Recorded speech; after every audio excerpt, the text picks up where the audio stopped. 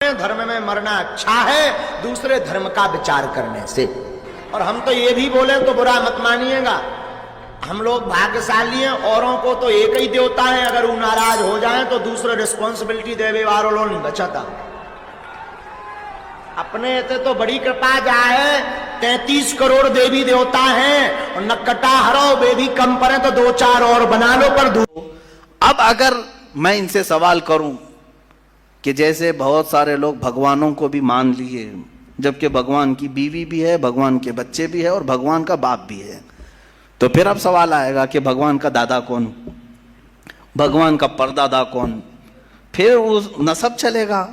कहीं तो जाके रुकना है, कहीं तो जाके रुकेगा। बच्चे हैं तो अब तक उनकी नस्ल क्यों नहीं? भगवान के भी बेटे बेटियां थी ना, बहुत सारे भगवानों का तज़किरा हिंदुस्तान में है, उनके बेटे बेटियां बताई गई हैं, कितने बेटे थे, राम के भी, कृष्ण के भी, सबके भी बताए गए हैं बेटे बेटे। तो अब औलाद कहाँ हैं? बाप दादा कहाँ थे? मेरे अजीजों, मेरी इस बात को यकीनन कोट किया जाएगा। मुझे मालूम है चंद दिनों पहले ये कह रहा था औरंगजेब की औलाद बर्तन मांज रही है, टीपू सुल्तान की औलाद पंचर लगा रही है।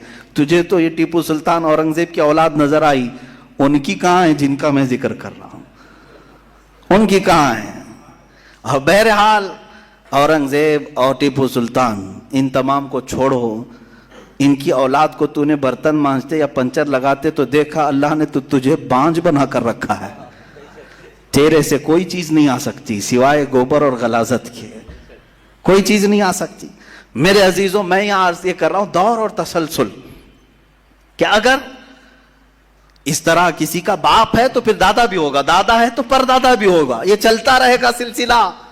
ये इस्लाम ये है जिसने कहा कुल हुवल्लाहु अहद अल्लाहुस समद लम यलिद वलम यूलद, कहो वो अल्लाह एक है, अल्लाह बेनियाज है।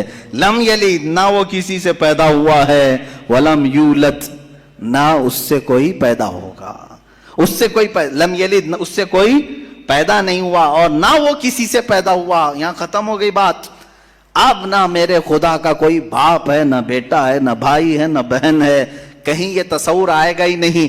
तुम हमसे ये सवाल नहीं कर सकते कि अल्लाह के आबा व अजदाद कहाँ है, औलाद कहाँ है। हमने खुदा को माना ही ऐसे है कि वो जिस्म जिस्मानियत से भी पाक है, रिश्तेदारी से पाक है, कोई ना उसका हमता है, एक ही सबकी सुनता है।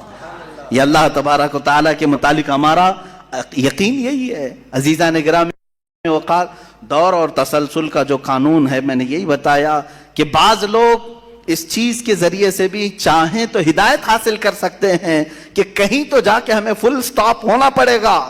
कोई तो है जो एंड है, उसको कोई पैदा करने वाला ना हो, जाकर के तुम्हें खत्म होना पड़ेगा एक ना एक जगह। कि कोई तो है जो लास्ट है, उसको कोई ना पैदा किया हो। अगर उसको भी कोई पैदा किया है तो फिर यह भी बात है कि उसको भी कोई पैदा किया होगा। तो हमें एक ऐसी जात माननी पड़ेगी जिसको कोई ना पैदा किया हो, तभी जाकर के हम ये कहते हैं वो जो जात तुम जाकर एंड होगे उसी का नाम अल्लाह रब्बुल इज्जत है, जिसको किसी ने पैदा नहीं किया। ये इस्लाम का बेहतरीन अकीदा है।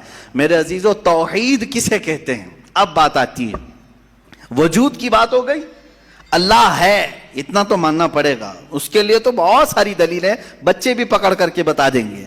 एक खातून, हमने बचपन में पढ़ा था, एक बूढ़ी औरत चरखा सिल रही थी, उससे जाकर किसी ने पूछा कि अल्लाह है कि नहीं है, तो उसने कहा है। क्या दलील है? कहा ये मेरा चरखा जो सिल रही हूँ इसी यही दलील है अल्लाह की। कहा कि कैसे? कहा ये चरखा, इससे कपड़े सिलती हूँ, जब तक मैं चलाती नहीं ये सिलता नहीं, मशीन सिलती नहीं है कपड़े, इसी से मैंने ये यकीन कर लिया कि मेरा चरखा मेरे चलाए बगैर नहीं चलता, तो निज़ामे कायनात पूरा बगैर चलाए कैसे चलेगा? कोई तो है। ये हो गई बात वजूद की, कोई तो है। अब आती है तौहीद की बात, कोई तो है। अब हमें यह बताना एक ही है, कोई तो है लेकिन वो जो है वो एक ही है। यहां पर भी हमें इस्लाम ने जो फलसफा दिया है, कानून दिया, वो बहुत ही प्यारा है। उसकी वजह क्या है?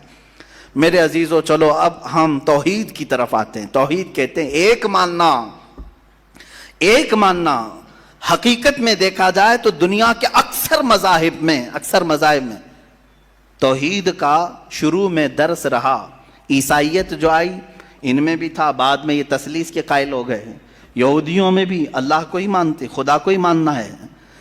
ہندوؤں میں بھی ایک کا ہونے کا تصور کتابوں میں ان کے موجود ہے. یہ اور بات ہے کہ انہوں نے ملا دیا، مسالے لگا دیے، الگ الگ ہو گئے. خالص جو اپنے دین پر باقی ہے الحمدللہ وہ اسلام ہے. آج بھی اللہ رب العزت ہے اور وہ ایک ہے. اس پر کیا دلیل ہے؟ اس پر بھی دلیلیں دینی ہوں گی مسلمانوں. عقلی دلیلیں بھی ہیں، نقلی دلیلیں بھی ہیں. نقلی دلیلیں ہمارے لیے، نقلی کا مطلب ہوا کسی جگہ سے ثابت ہے، قرآن سے، حدیث سے یہ ثابت ہے تو یہ نقلی دلیل. عقلی جو عقل بھی جس کو تسلیم کرے، عقل جس کو ایکسپٹ کرے، وہ کیا ہے؟ اس بوڑھی عورت کا ہی میں بتا دوں جس نے چرخہ سلا اور چرخے کو چلانے میں اس نے کہا کہ اللہ ہے، کوئی تو ہے، کیونکہ میری مشین بغیر چلائے نہیں چلتی. تو اس سے صاحب نے جس نے سوال کیا پوچھا کہ اچھا ہے تو کیا وہ ایک ہے کہ دو ہے؟ کہا نہیں ایک ہی ہے. کہا وہ کیسے؟ کہا دو ہو تو دیکھو تم سامنے بیٹھو، ادھر سے چلاؤ، میں ادھر سے چلاتی ہوں. پھر کپڑے کی کیا درگت بنتی ہے؟ تم اپنی طرف کپڑا کھینچ رہے ہوں گے، میں اپنی طرف کپڑا کھینچ رہی ہوں گی. اس سے میں نے یہ یقین کر لیا میرے کپڑے کو سلنے کے لیے میرے چرخے پر ایک ہی کا ہونا ضروری ہے. دو بیٹھیں گے تو کپڑا پھر پائجامے کی بجائے کرتا ہو سکتا ہے، کرتے کی بجائے چڈی ہو سکتی ہے، کچھ بھی ہو سکتا ہے، کچھ بھی سل جاتا ہے. تو دو لوگ ایک مشین کو سلنے جائیں تو نظام درہم برہم ہو سکتا ہے. تو ایک پورے کائنات کا نظام اگر دو لوگ چلانے لگیں تو ایک دن ایک کہے گا نہیں میں آج بارش برساؤں گا، دوسرا کہے گا نہیں میں آج دھوپ ڈالوں گا، تیسرا کہے گا کہ نہیں میں آج چھاؤں ٹھنڈی پیدا کروں گا. تو یہ تو انہی کے درمیان جھگڑا ہوتا رہے گا. اسی لیے قرآن نے بھی کہا لو کان فیہما آلہۃ الا اللہ لفسدتا، اگر ان کائنات میں زمین و آسمانوں میں خدا کے علاوہ دو ہوتے تو ضرور اس میں فساد ہوتا، ضرور اس میں نظام درہم برہم ہوتا. میرے عزیزوں یہاں دیکھ رہے ہیں ہم بہت سارے نظاموں کو، کمیٹی کا مسئلہ ہے، مسجد کا مسئلہ ہے، بہت سارے چیزیں دیکھیں. صدر صاحب کچھ اور کرنا چاہتے ہیں، نائب صدر صاحب کچھ اور کرنا چاہتے ہیں، سیکریٹری کچھ اور کرنا چاہتے ہیں. حکومت میں جائیں پرائم منسٹر کو اور چاہتا ہے، ہوم منسٹر کچھ اور کہتا ہے. اس کی تو بڑی